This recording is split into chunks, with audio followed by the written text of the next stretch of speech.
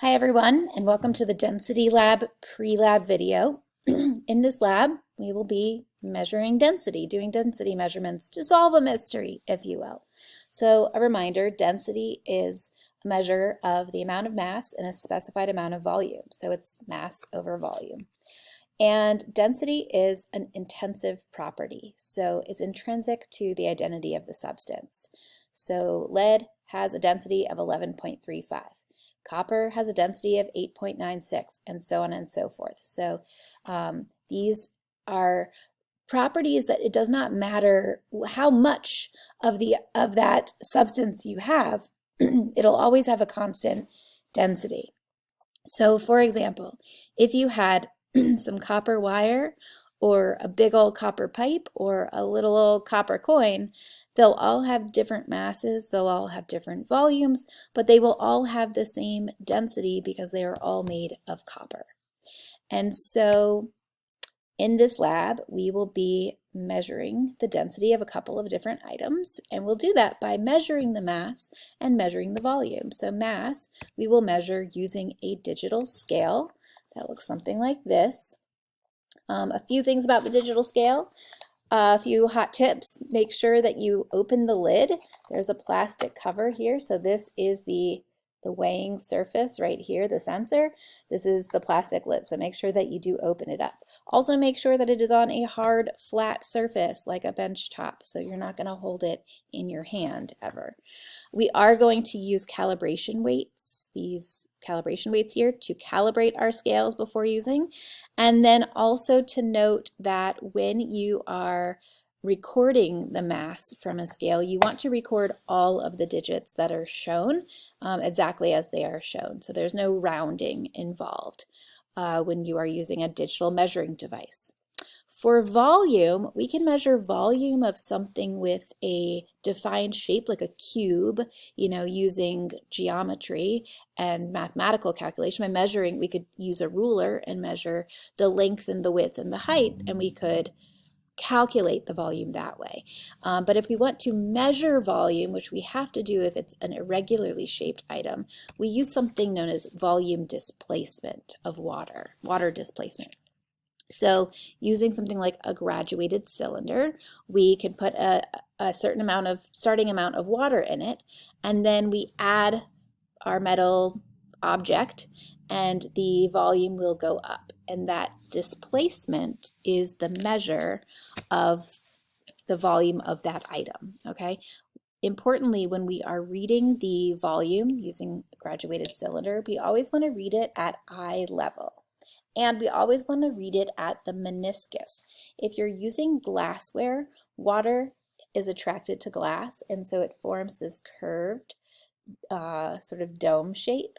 And so we read it at the bottom of that dome, that meniscus, when we're reading volume in glassware. We're going to be using plastic tools, and water is not attracted to plastic, so it forms a very straight surface line, which does make the reading easier.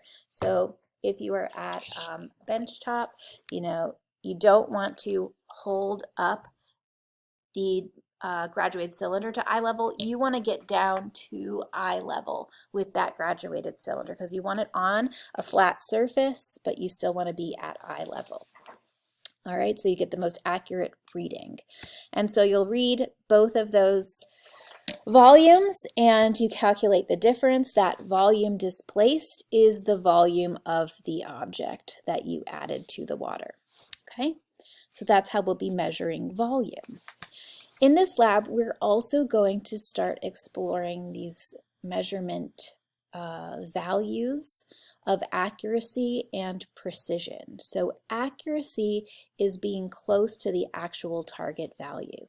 The density that you get and you calculate it, is it accurate? Is it correct? How close is it to the standard known value for that metal? And precision is a really sort of a measure of your repeatability of your technique. So it kind of measures the how consistent you are. So this little analogy image here shows that you can be very precise but also inaccurate. So if you are trying to hit the target here, this person consistently they got nowhere near the target. They were not close to the actual value, but their results were consistent. So there's that. This person over here is a hot mess. They're not accurate or precise. Their darts are going everywhere. This situation here represents good accuracy because all the darts are at least on the target, but they're not particularly precise because they're all over the target. Ideally, you want your measurements to be both accurate and precise. And so in science and statistics, how we can measure the accuracy and precision of our results, we use statistics. So for accuracy, we can calculate the percent error, which is sort of a measure of how far off we are from the known density value, and the standard deviation, which is a measure of variance from the mean. And so a large standard deviation means that we were less precise, essentially. So you want to aim for a small standard deviation. All right, so in this lab, this sort of short elevator pitch of what you're going to be doing is you're going to be given 2 different types of nails. There are some large nails and some small nails, so they look different, so you can keep them separate, and they are also made of different metals. And it is going to be your job to determine what metal each of the nails is made out of. Each type of nail is made out of. And you're going to do that by measuring the density using a digital scale and using graduated cylinders to measure the water displacement to figure out the volume. There are some things that you are going to need to decide through some critical thinking, some trial and error, some teamwork. One is going to be, how many nails do you want to use? Are you going to measure the mass and volume of 1 nail, or the mass and volume of 4 nails, or 10 nails, or 100 nails? I don't think I have enough for everyone to do 100 nails, but essentially you're going to decide that. You'll also need to decide what volume of water you're going to use as your sort of starting amount to then have it be displaced.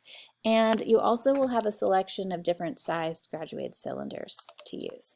So when you are deciding these things, think about what might affect the accuracy and precision of your measurements. And you can do a little, playing around and testing, but ultimately you will each in teams determine the density of these different nail types, and then we will collect all the data as a class in order to perform statistics to figure out the mean, the average density of each of the nail types, and the percent error and standard deviation of your class results. So see you in lab.